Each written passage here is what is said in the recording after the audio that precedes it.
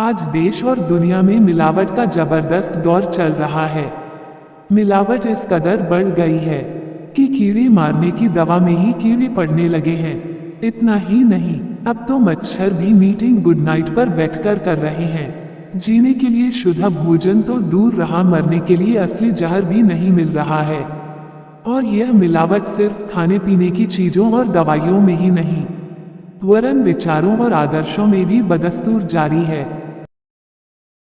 शरीर की हैसियत एक मुट्ठी राख से ज्यादा नहीं है। जिस दिन चिता पर चढ़ गया, समझ लो घंटे भर में सब कुछ स्वाहा हो जाएगा।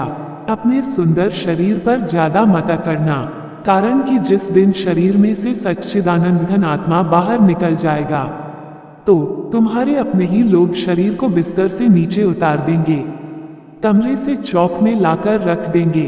अरे क्या बिगड़ जाता एक बिस्तर चला गया तो। यूं भी जिंदगी भर की कमाई छोड़कर जा रहा है, मगर नहीं, दुनिया का रिवाज है, साथ कुछ नहीं जाता है सिवाय पुण्य पाप के। किसी ने पूछा है, कथाकार हो या प्रवचनकार, इन्हें ऊंचा क्यों बैठाते हैं? रात हो और बिजली चली जाए तो हम दीप जलाते हैं और फिर उस दीप को ऊंचे स्थान पर रखते हैं। क्यों? क्योंकि उस दीप का प्रकाश सब ओर फैल सके। कथाकार हो या प्रवचनकार, ये जलते हुए दीप हैं। ये सम्यक ज्ञान का प्रकाश समाज में फैलाते हैं, जिससे जन सामान्य का मन ज्ञान की रोशनी में नहा उठता है। यही कारण है कि हम इन्हें ऊंचा बैठाते हैं। महावीर वाणी है, जो खुद अपना कल्याण नहीं कर सकता, वह दूसरे का भी कल्याण नहीं कर सकता। आखिर बुझा हुआ दीप दूसरों को क्या प्रज्वलित करेगा? हे प्रभु, मेरे पैरों में इतनी शक्ति देना कि दौड़ दौड़ कर तेरे दरवाजे आ सकूं। मुझे ऐसी सद्बुद्धि देना कि सुबह शाम घुटने के बल बैठकर तुझे प्रणाम कर सकूं। 100 साल जीऊं या 50 साल, ये तेरी मर्जी। मेरी अर्जी तो सिर्फ इतनी है कि जब तक भी जीऊं जिन्हवा पर तेरा नाम रहे, देने में मेरे हाथ कभी थके नहीं। मेरे मालिक, प्रेम से भरी हुई आंखें देना, श्रद्धा से झुका हुआ सिर देना, सहयोग करते हुए हाथ देना, सतपथ पर चलते हुए पैर देना और सुमरन करता हुआ मन देना। हे प्रभु, अपने इस बच्चे को अपनी कृपा दृष्टि देना, सद्बुद्धि देना। दुनिया में एक ही जगह है जहां आदमी अपनी मर्जी से नहीं जाता, वह है मरघट। मरघट कोई भी आदमी अपनी मर्जी से नहीं जाता। जब मुर्दे को भी बांध बूंद कर ले जाना पड़ता है, तो फिर जिंदा आदमी के जाने का तो सवाल ही नहीं उठता। तुम्हारा घर भी मरघट है, क्योंकि इसमें हर पल तुम्हारे प्राण घट कम रहे हैं। दरअसल पूरी दुनिया एक महाशमशान है। तुम्हें पता है, जिस जगह तुम बैठे हो उसके नीचे कम से कम 6 मुर्दे दफन हैं। लोकसभा विधानसभा में नेता संविधान के प्रति अपनी निष्ठा की शपथ लेते हैं। कोर्ट कचहरी में अभियुक्त सच बोलने की कसम खाते हैं। ये शपथ कसम गीता और कुरान के नाम पर होती है, मगर मुझे लगता है ये ठीक नहीं है, कारण कि प्रलोभन मिलते ही हम इस तरह की शपथ कसम न सिर्फ भूल जाते हैं, बल्कि बेहिचक तोड़ भी देते हैं।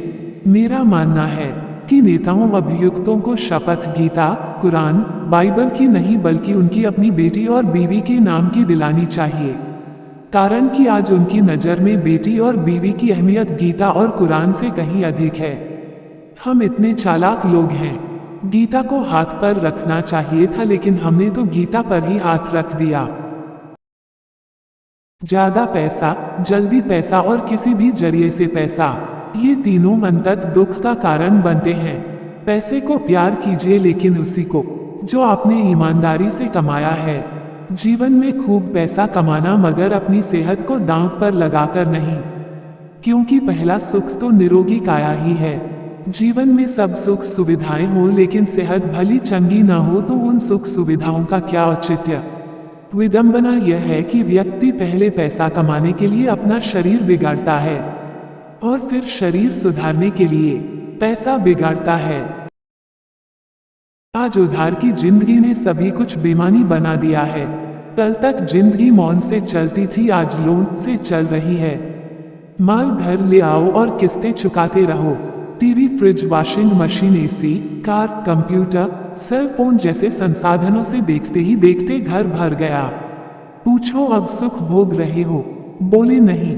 तो किस्तें चुका रहा हूँ, और किस्तें चुकाते चुकाते एक दिन आदमी खुद चुक जाता है। मेरा कहा मानो तो सूखी रोटी खा लेना, 2 कपड़ों में जिंदगी गुजार लेना, मगर कर्ज लेकर शान शौकत मत दिखाना, वरना मूल से ब्याज बढ़ जाएगा। ध्यान रहे, क्रोध, भाव, आग और कर्ज को कभी कम मत समझना। किसी भी गांव में 2 चीजों का होना जरूरी है, एक तो मंदिर और दूसरा शमशान। मंदिर गांव के बाहर होना चाहिए। मंदिर वहां होना चाहिए जहां गांव का शोर शराबा सुनाई न दे, ताकि मंदिर में मन रम सके। और शमशान गांव के बीच में होना चाहिए। शमशान वहां होना चाहिए जहां से हम दिन में 10 बार गुजरते हैं, ताकि जब जब हम वहां गुजरे तो वहां जलती लाशों को देखकर हमें जीवन का अंतिम सत्य दिखाई दे जाए। लेकिन हमने चालाकी से सब उलट पलट कर दिया है। मंदिर को गांव में ले आए और शमशान को गांव के बाहर छोड़ आए। संत मुनियों से प्रेम करो, क्योंकि वे तुम्हारे कल्याण मित्र हैं। संत मुनि तुम्हारे लिए इतने ही उपयोगी हैं जितना चौराहे पर खड़े इंसान के लिए मील का पत्थर। संत का सत्संग ज्ञान के झरने हैं, जहां कुछ तो प्यास बुझाते हैं। कुछ लोग हैं जो सिर्फ 1-2 घूंट ही पीते हैं और आगे बढ़ जाते हैं, और कुछ लोग ऐसे भी हैं जो सिर्फ कुल्ला करते हैं। सत्संग के इन झरनों में प्यास तो बुझानी ही है, साथ ही गहरी डुबकियां भी लगानी हैं, क्योंकि जिंदगी के अवतार मोती गहराई में ही मिलते हैं।